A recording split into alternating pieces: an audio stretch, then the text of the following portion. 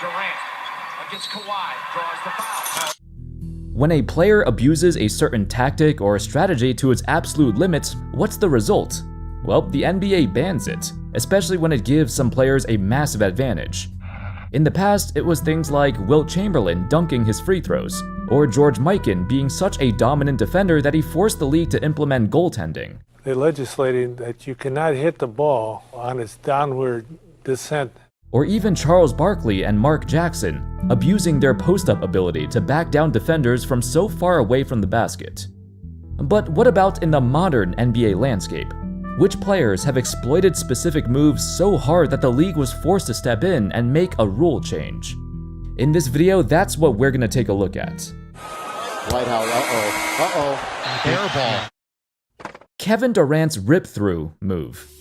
Do you remember when Kevin Durant was literally spamming this move whenever the defender was close to him? He notoriously abused his infamous rip-through tactic to get free throws at an insane rate. Back then, the refs deemed it as a shooting foul because technically it was. Durant was going into a shooting motion as the foul was called, and the defenders foul him because they get their hands caught in the cookie jar. It's literally free points when the defender is too close to you. It makes you wonder though, why didn't every other player exploit this move as shamelessly as Durant? Well, not everyone had the capability to do so. Durant's unique combination of being an elite scorer combined with his height, his handles, and his long, lanky frame, the only way to defend him was to get close, be physical, and make him uncomfortable.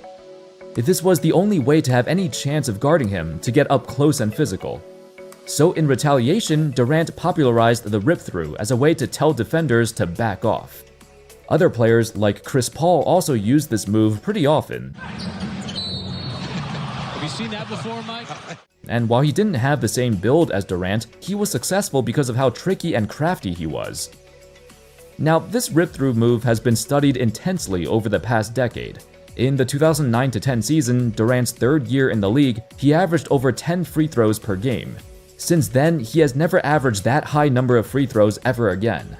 That's because in 2012, the refs changed it to a non-shooting foul. Instead of free throws, the team will get the ball on the sideline. The issue with this change was, it was still a foul on the defender, and when they were in the penalty, you'd still get free throws anyway. Essentially, it's still advantageous to keep using this move over and over again if you're still drawing fouls, so Durant kept doing it. If he gets his opponent into foul trouble, that's a win. Fast forward 11 years later, in the 2023 offseason, Monty McCutcheon, the head of referee development, believed that it was still repressive enough to garner another revision, and he used this possession as an example. The offensive player Kevin Durant abruptly swings his arms through the right arm of his defender, Nicholas Batum, to initiate contact. But since Durant moved the ball upwards while he was facing away from the basket, this will not be considered a legitimate shot attempt, but instead a non-basketball move, and the ruling here would be a no call and a play-on situation. Huge! This was a massive change because it finally added a downside to this move. If you rip through and there's no call, there's a big chance you'll straight up lose the ball and get a turnover. It makes you wonder why they took so long to revisit this move to begin with. The Zaza closeout. Arguably the most egregious defensive tactic since the inception of the NBA is stepping under somebody when they go up for a jump shot. Now, the most infamous one was done by Zaza Pachulia on Kawhi Leonard, hence why this new rule was named after him. But historically, it was probably Bruce Bowen who popularized this abominable way to guard somebody, because you're literally injuring them. Shots up. Oh Yep, boy, exactly. You know what? That's not good right there. No. That is not good at all. The thing is, back in his day, Bruce Bowen was warned multiple times from the NBA office to not do this. It got so bad that the reporters were grilling Greg Popovich, asking him if Bowen's actions crossed the line, to which he responded, "The people who cry about it are just frustrated about having to go against Bruce." So it's quite ironic it happened to a San Antonio Spur this time. However, despite this happening through much of the 90s and 2000s, the league didn't do much about it besides a few warnings. The reason is, it's hard to tell when the blame should go to the defender or the offensive player. It's common for shooters to contort their body or move forward after jumping, perhaps to draw a foul, so they would land on the defender incidentally. Plus, in general, it didn't happen that often. Yes, several players got injured because of it, but it was usually deemed as an accident. Fast forward to the 2017 playoffs. Kawhi Leonard, who'd been struggling with an ankle injury all year long, finally came back and looked healthy. The Spurs built a massive 20-point lead by halftime, and Leonard was having his best performance ever. Then, this happened. This one injury drew so much national attention because of the notoriety of this matchup. An underdog Spurs roster led by a young Kawhi Leonard was killing the Golden State super team. But once the injury happened, Kawhi got ruled out for the remainder of the series, and the Spurs subsequently got swept. Not only was the world robbed of a potential legendary matchup, but Zaza didn't even get punished for that, besides just a common foul. No suspension, no flagrant, no technical, no ejection. And because he attracted so much hate for doing this, it put pressure on the league to do something. So they had to reevaluate and ban this move.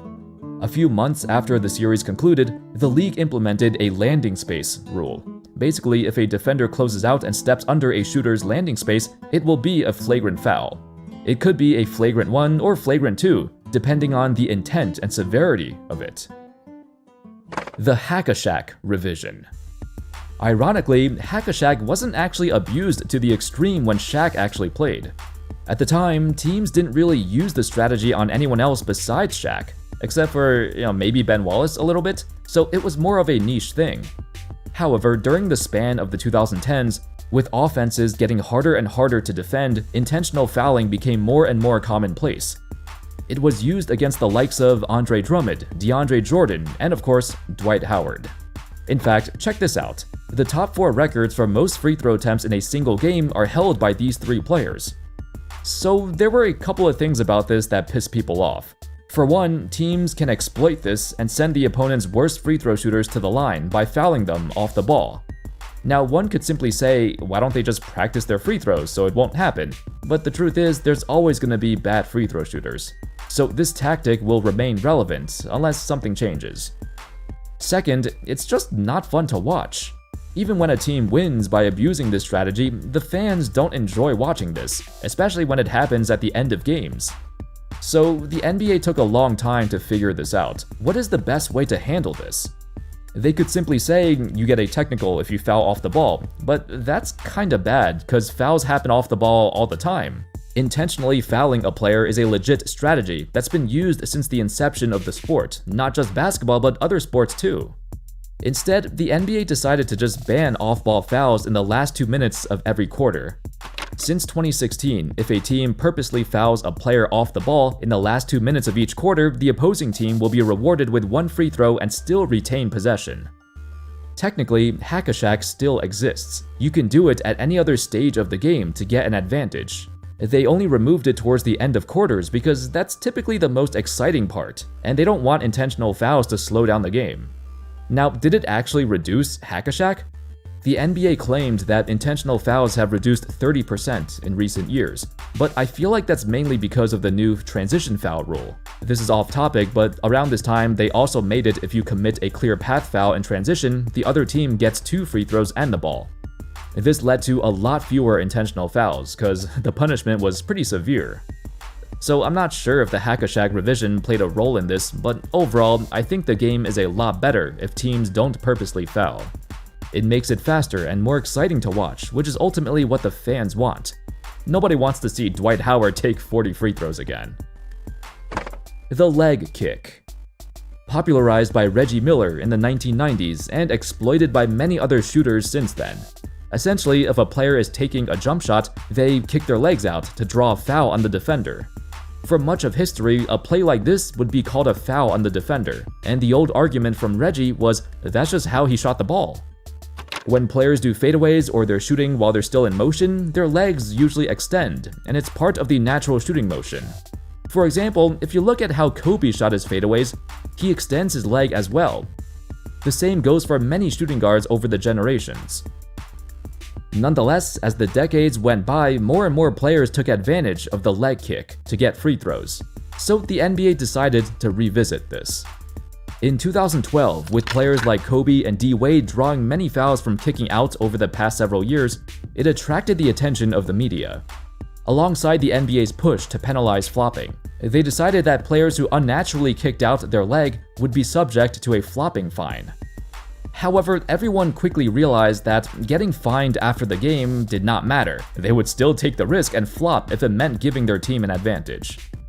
Fast forward to 2018, the leg kick got revisited once again. With the NBA being incredibly lax on their flopping fines, they decided to change the rule altogether and call an offensive foul instead. In 2021, with the ascendance of Trae Young into the national spotlight, along with it came his incredible knack for drawing fouls in the most unorthodox ways. Trae got the whistle. He too utilized the leg kick to its fullest extent, so the NBA amended the punishment once again. Nonetheless, with all the revisions, this is still one of the hardest things to call.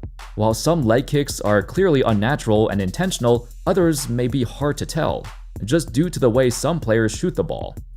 James Harden and especially Jamal Crawford are great examples of this. When he played, he drew an uncanny number of jump shot fouls, simply because of the way his body moves when he shoots. He always jumps forward on his shot, and his body extends in a way that seems unnatural, but for him, it is natural. It's the unfortunate side effect of a sport like basketball, where so many fouls can go either way because they're subjective. Anyway, that's all folks. Those were some moves that led to rule changes and eventually banned in recent years. Let me know your thoughts in the comment section. Do you still see players do this and get away with it? Cause even when certain moves are banned, not every call is accurate. Can you think of any other banned moves in recent years? And let me know in the comments. Thank you all so much for watching. I hope y'all enjoyed the video. And of course, as always, I'll see you next time. Peace.